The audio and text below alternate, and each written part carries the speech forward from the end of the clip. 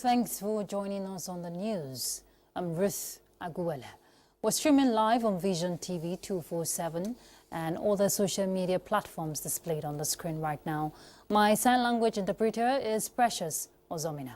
Let's bring you the headlines. Vice President Shatima tasked anti-graft agency to take more practical steps in the fight against corruption. Federal government adopts off-grid mini solutions to improve access to electricity.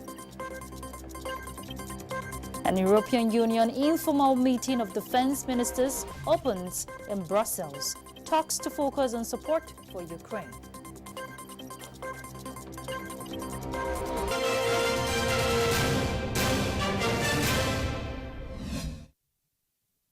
To tackle corruption in ministries, departments and agencies, EFCC has launched an interfaith manual and fraud risk assessment project.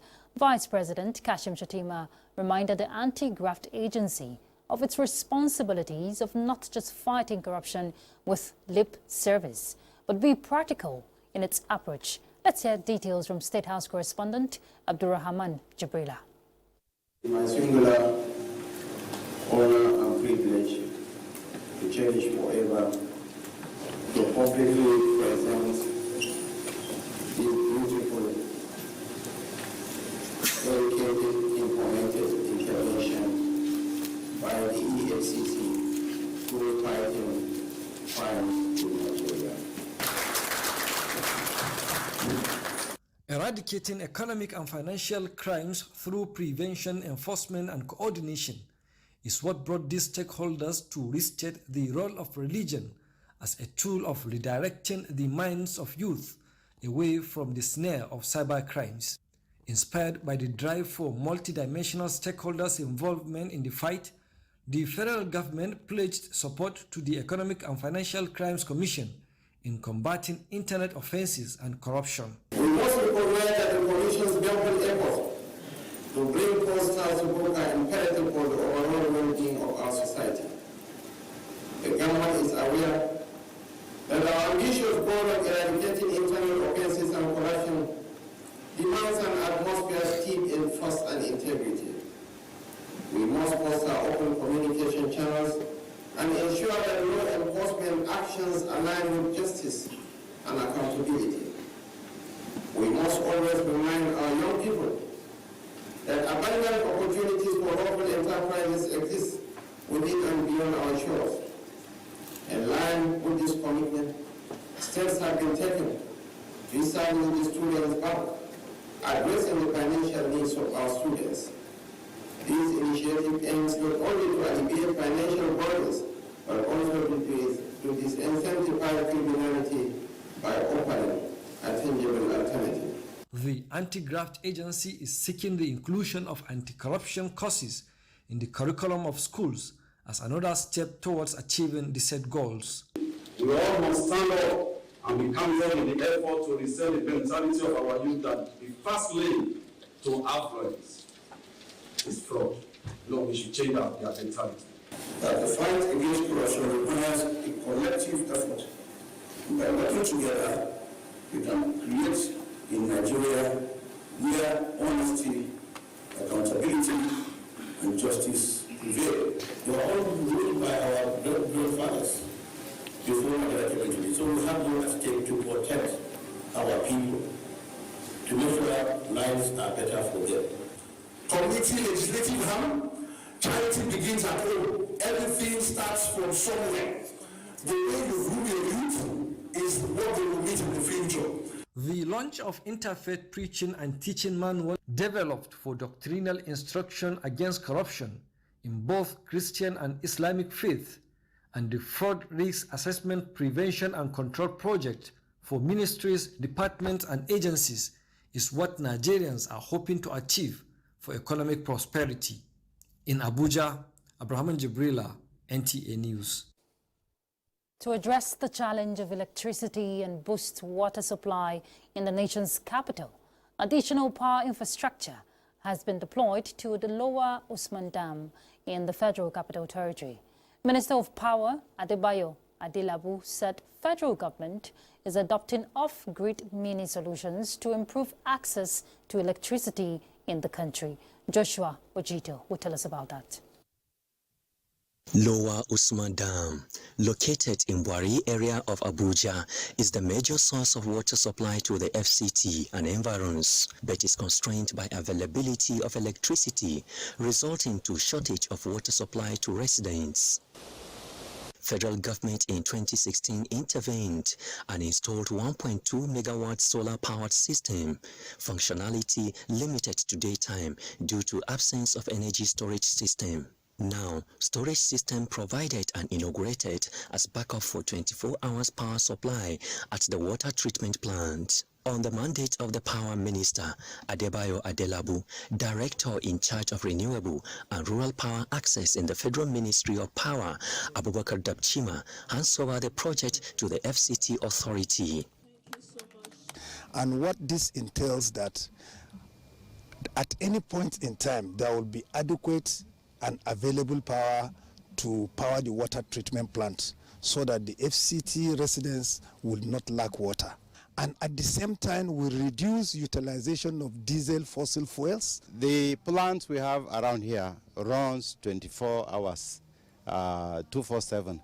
And you can imagine when there is outage, the number of liters of diesel that will definitely go into the plants. So we want to appreciate the Ministry of Power for this wonderful gesture. It's in compliance with what Mr. President stands to sign in COP28. This is the first of its kind to comply with that directive of energy storage platform, because we are now reducing carbon fuel in the atmosphere.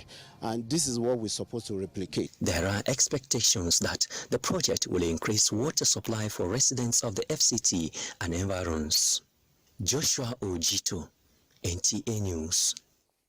The Hydrocarbon Pollution Remediation Project, that is HYPREP, is working to improve the lives and livelihood of people of Ogoni land. And this, it says, has been accorded utmost priority. Minister of Environment and his Niger Delta Development counterpart at a high-level meeting in Abuja on remediation of the oil-rich state promised to work round the clock to eliminate every impediment slowing down the project. Charles Alpha reports. The meeting is the 8th of the Governing Council of the Hydrocarbon Pollution Remediation Project, with the Ministers of Environment and that of the Ministry of Niger Delta, Abubakar Momo, involved. Briefing journalists after the meeting, Balarabe Abbas said the council dealt into a number of issues, some of which were the efforts being made to address the challenges confronting a robust implementation of HYPREP. HYPREP is a project and a couple lifespan, which will be completed within certain time. They've been there for the last 5 years. We've been trying to get things done, and we have a lot of issues that we've been trying to address. What they need is that they need to give us the cooperation to do it for them, because that project is for them. Minister of Niger Delta, Abubakar Momo, believes such meeting with him involved and the Minister of Environment present for the first time demonstrates the desire and commitment of both ministries to HYPREP. For me, as a Minister of Niger Delta, I have a very hard stake in HYPREP, because the cleaning up of Ogoni land will be to my satisfaction, because the people of Ogoni will be at peace and the region will be at peace. The federal government of Nigeria and United Nations Environment Program, UNEP, announced an end to a 5-year technical assistance in December of 2023 with the Hydrocarbon Pollution Remediation Project. But the Niger Delta minister said the end of that formal engagement has not created any vacuum. The Hydrocarbon Pollution and Remediation Project has since been handed to the leadership of the Federal Ministry of Environment. Charles Alpha, NTA News. In a related development, the present administration is committed to the completion of the East-West Road in view of its economic importance. President of the Senate, Godswill Akpabio, assured people of the Niger Delta of its completion, which he said is a priority. While hosting the acting president of the Supreme Council of Ogoni Traditional Rulers, Senator Akpabio notes that completion of the road will boost economic activities in the region and Nigeria, adding that government is open to explore all options to achieve this objective. He appealed for sustenance of the prevailing peace in Ogoni land. I want to implore you to continue to plead with the youths, to cooperate with any company that comes there to add value, because it's not federal government that will pass on the road there. We are the ones to pass.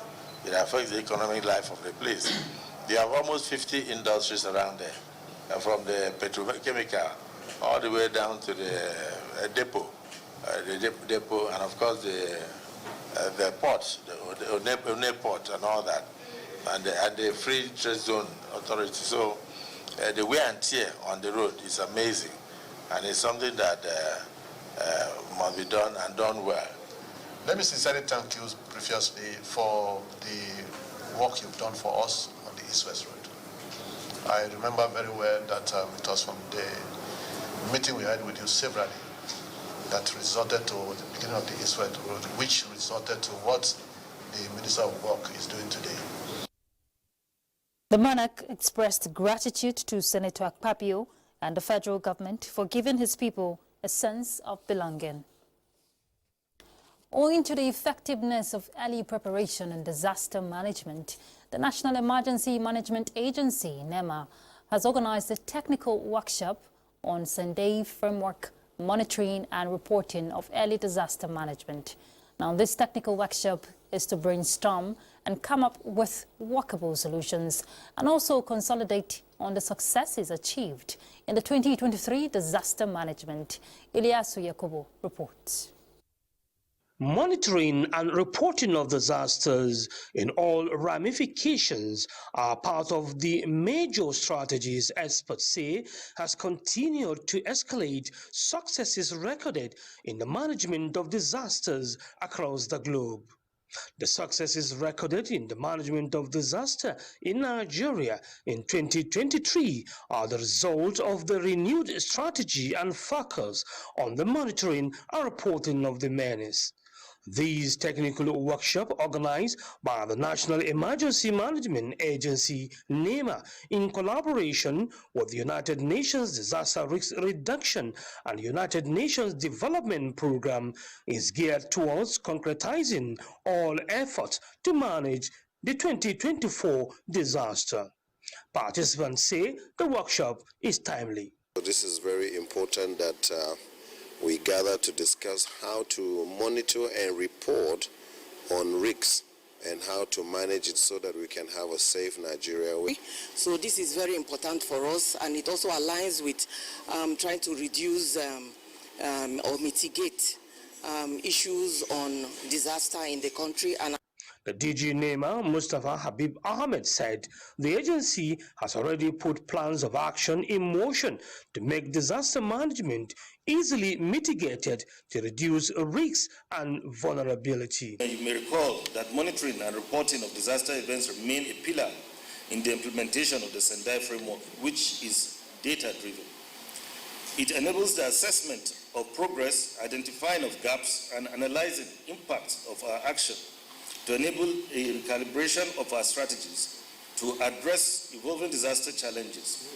Disaster risk reduction is a systematic approach aimed at preventing new risks and identifying, assessing, and reducing existing disaster risks. We believe that by fostering partnerships and collaboration, we can collectively strengthen Nigeria's resilience and effectively mitigate the impact of disasters. Monitoring and reporting of disasters are the newest strategies introduced by the United Nations Disaster Risk Reduction Agency to proactively mitigate the likely effect of disaster across the globe. In Abuja, Ilyasu Yakubu, NTA News. The election of Ahmadu Fintiri as governor of Adamawa State has been affirmed by the Supreme Court after it dismissed the appeal filed by his closet opponent, Senator Aisha Dahiru of the All Progressives Congress. Judiciary correspondent Austin Ayembe will tell us more. Delivering judgment on the appeal, Justice John Okoro condemned the action of the resident electoral commissioner Hudu Ari, who declared Aisha Dahiru as the winner of the election, describing his action as irresponsible and criminal. The court held that it's only the returning officer, according to the law, who has the power to announce election results.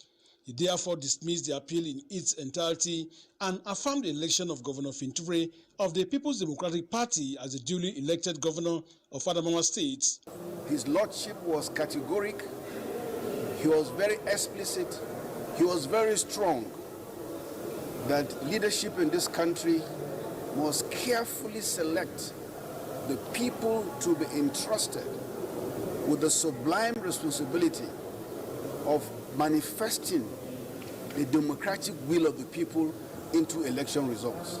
Thankful for the judiciary for standing firm to ensure justice is delivered from the tribunal to the Supreme Court, and to my hard-working and dedicated team of lawyers.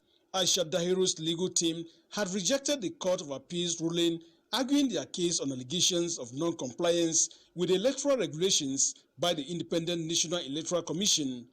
From the Supreme Court, Austin Anyebe, NTA News. All right, let's go for a quick break. We're back shortly. What makes AFCON great? Welcome back. A federal high court sitting in Abuja has issued a warrant for the arrest of the chief of staff to the Rivers State Governor, Edison Ehie, for his alleged involvement in the burning of the State House of Assembly.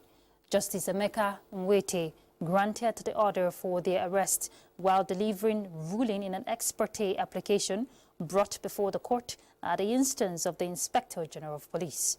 Ehie, who is the immediate past factional speaker of Rivers State House of Assembly, was ordered to be arrested alongside 5 others based in Port Harcourt for allegedly participating in some criminal activities. Those ordered to be arrested along with the former factional speaker are Gingery Bala, Happy Benedict, Progress Joseph, Adokiye Oyagiri, and Chibuke Peter, also known as Rambo. In the ex parte application argued by Senior Advocate of Nigeria and Deputy Commissioner of Police Simon Lau, the 6 defendants were said to be at large. Libya, under the supervision of the United Nations, is returning undocumented Nigerians home. Musa Ali reports that the first batch of 320 of the returnees are expected to arrive home this Wednesday. It is estimated that Libya is housing more than 700,000 migrants, most of whom undocumented, with the intention of crossing to Europe. The mission is often taken through what is described as dangerous journey crossing the Mediterranean Sea. And these 320 Nigerians were among the thousands trapped in the war-torn country. The authorities, in conjunction with the International Organization for Migration, IOM, plans to return them home. Mohamed Barada, a head of migration in Tripoli, gave statistics of the Nigerians that will be deported. 107 women, 51 men, and 5 children, he says. And here, they are being profiled at Banina Airport in Benghazi before their departure to Nigeria. In 2015, the United Nations established a voluntary humanitarian return scheme for non-documented migrants, and so far, more than 11,000 have left. Musa Baba Aliyu, NTA News. As Russia's general election draws near, candidates willing to run for the seat of president are indicating interest. Prominent Kremlin critic Boris Nadezhdin, who gathered enough signatures for his bid, submitted documents for the contest against President Putin at the Central Election Commission in Russia.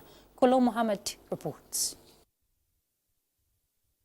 Boris, described by many as a candidate against military operations in foreign lands, analysts say he might oust Putin in an election. The presidential election scheduled for March this year is expected to be a game changer, as many want an end to the war in Ukraine, which they believe Boris can achieve. President Vladimir Putin's will-be challenger promises to end the conflict in Ukraine, and the previous week he had passed the 100,000 signature threshold to register as a candidate. The Central Election Commission will review his application and make decision about whether he can run for president.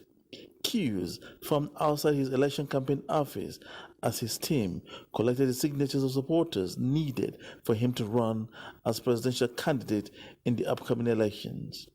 Mr. Boris responded to a question on whether he took into consideration the attendant risk therein when one opposes the current leader in the Kremlin. I declared in July, and frankly speaking, my family was not very glad first time.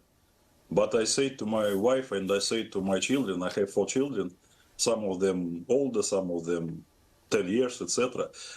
And I said to them that our life, the life of me, of my children, of my grandchildren, of my grandchildren, maybe I will see them, the life will be much better if we will change the Russia.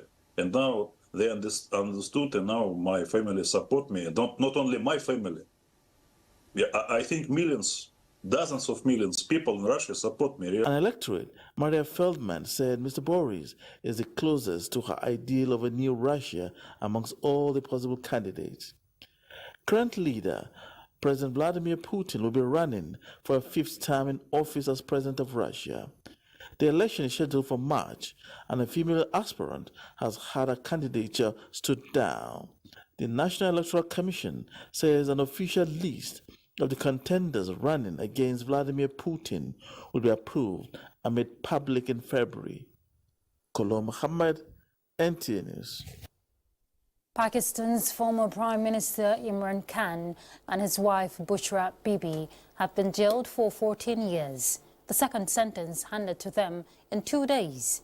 Wednesday's court case revolved around accusations over the state gifts that he and his wife received while in office, while on Tuesday he was sentenced to 10 years for leaking classified state documents. The 2 sentences is coming just a week before the South Asian country is due to hold an election in which he is barred from standing. The court has also ordered the couple to pay a fine of about 1.5 billion rupees, equivalent to $5.3 million. Khan's Pakistan Tehreek-e-Insaf PTI party also said that the sentencing further bans their leader from future political work, as he will be disqualified for 10 years from holding public office. Khan's lawyers said they would be launching an appeal to Pakistan's High Court for both cases.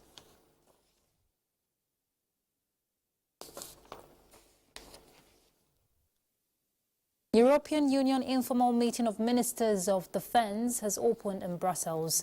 The talks will focus on the EU support provided to Ukraine and the consolidation of the EU's response capacity in the field of defence in the context of the future European defence industry strategy.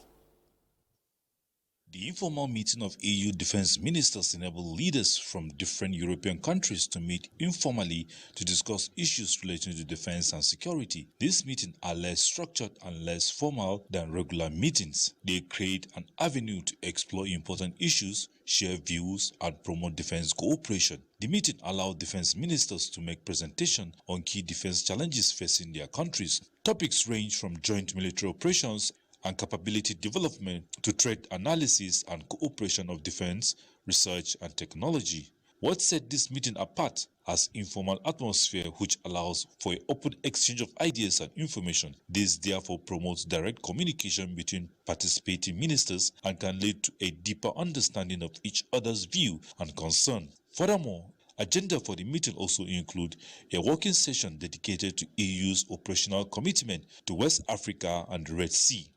Well, immediately means that at least during 1 year they will still to be there preparing their way out. But it's very important and very significant that these 3 states, all of them with a military dictatorship, decided to leave the regional body, the West Africa, to create another group of countries.